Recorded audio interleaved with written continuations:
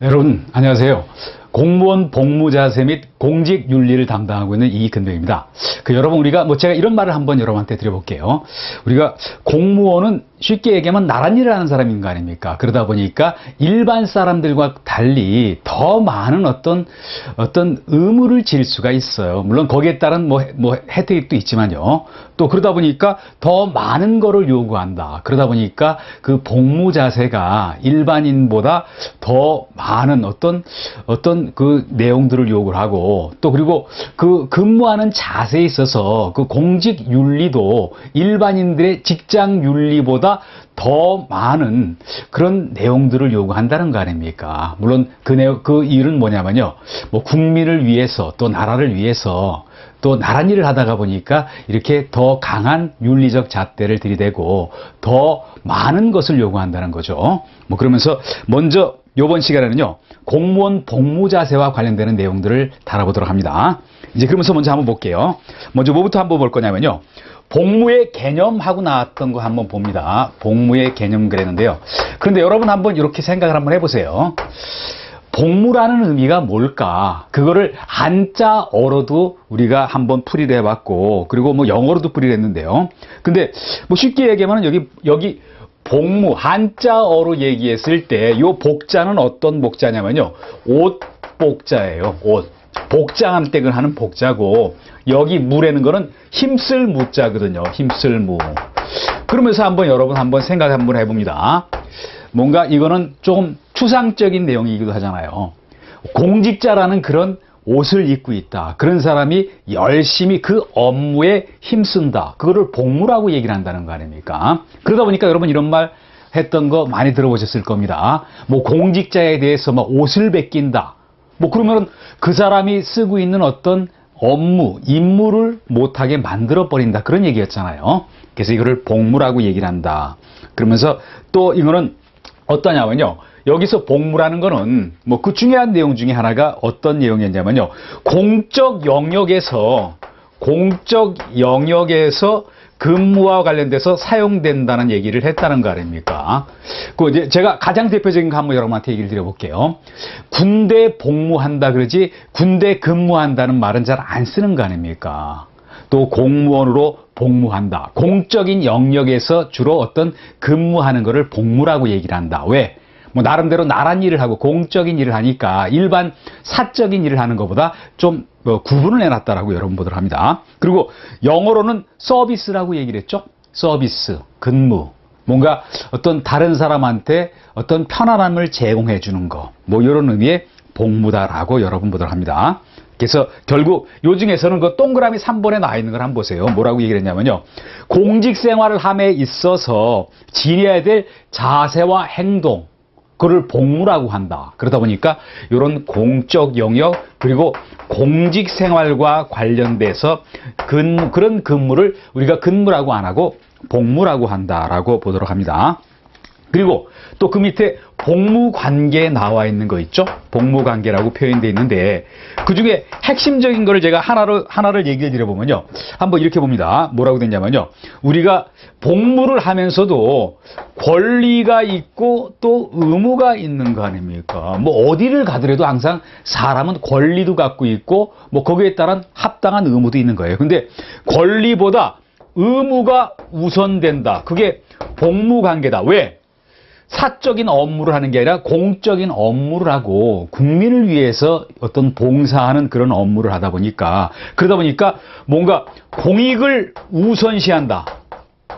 그러다 보니까 우리가 복무관계는요, 권리보다 의무를 우선시한다라고 여러분 한번 정리를 한번 해보도록 합니다. 이제 그리고 그 다음 가셔가지고요, 그 다음은 두 번째 보시면요, 공무원의 6대 의무가 있고 또 공무원의 4대 금지사항이라는 게 있어요. 4대 금지가 있거든요.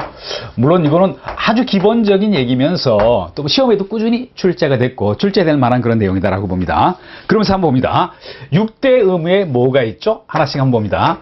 성실하게 근무해야 될, 한 번씩 써본 다음에 이 중에서 핵심적인 포인트만을 얘기를 드려볼게요. 성실하게 근무해야 될 의무가 있고, 그리고 복종 의무가 있다. 상사의 직무상 정당한 명령에 대해서 복종할 의무가 있다. 그리고 친절, 친절하고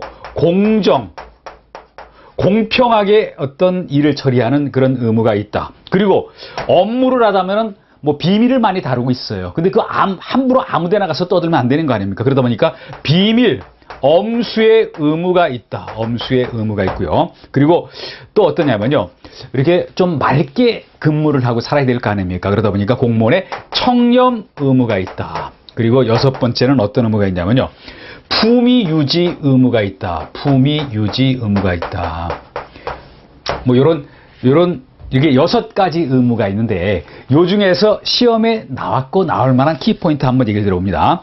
그러면서 먼저 성실 의무와 관련돼서 한번 얘기를 드려보면요. 그건 법령을 준수하고 근무를 할 때 성실하게 근무를 해야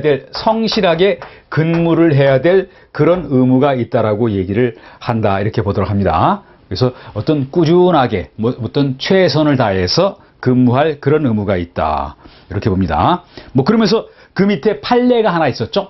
요 판례 여러분이 우리 교재에 보면요. 판례라고 나와 있는 부분은 뭐 대부분 시험에 지문으로 한 번씩 나왔던 그런 얘기예요. 첫 번째 뭐라 했습니까? 미결 재수자가 어떤 교도소를 탈출했다. 그랬을 때 구치소를 탈출했는데요. 미결이니까요. 근데 출정 과장에 대한 해임 처분은 이거는 어떤 적정하다. 왜? 이 출정 과장이 그 의무를 다 안 한 거 아닙니까? 성실하게 근무를 해야 될 의무를 안 한 거예요.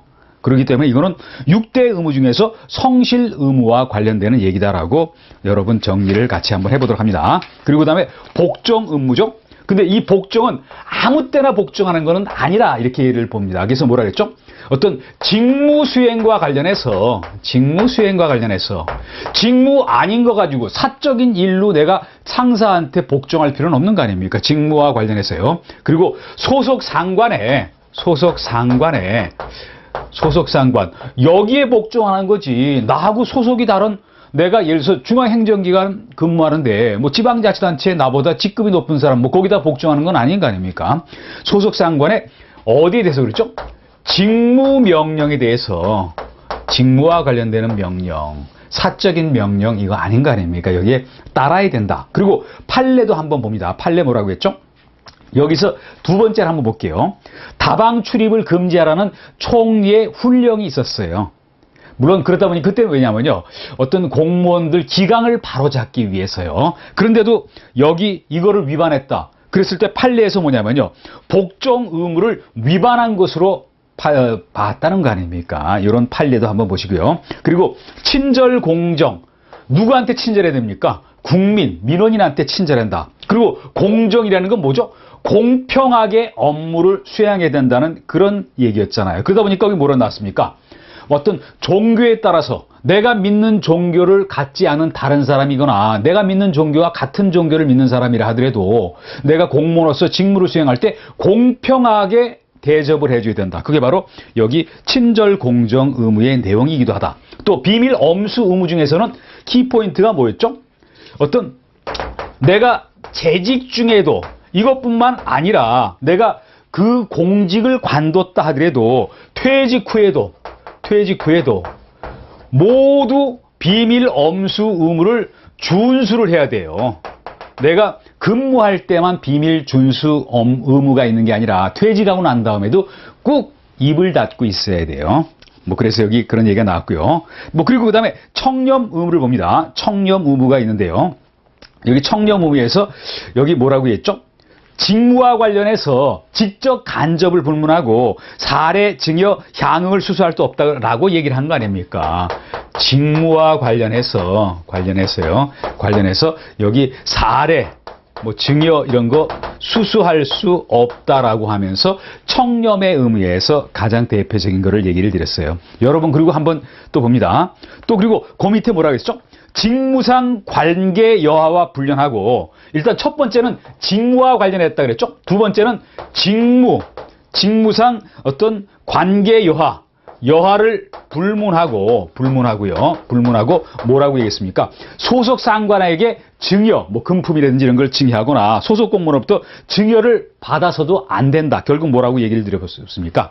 직무와 관련해서 어떤 사인 다른 사람들에 대해서 사례 수수받으면 안 된다. 또 직무와 관련 없이 같은 공무원, 소속 상관에게 증여하거나 밑에 사람한테, 공무원한테 증여를 받아서는 안 된다. 두 가지로 나눠서 봅니다.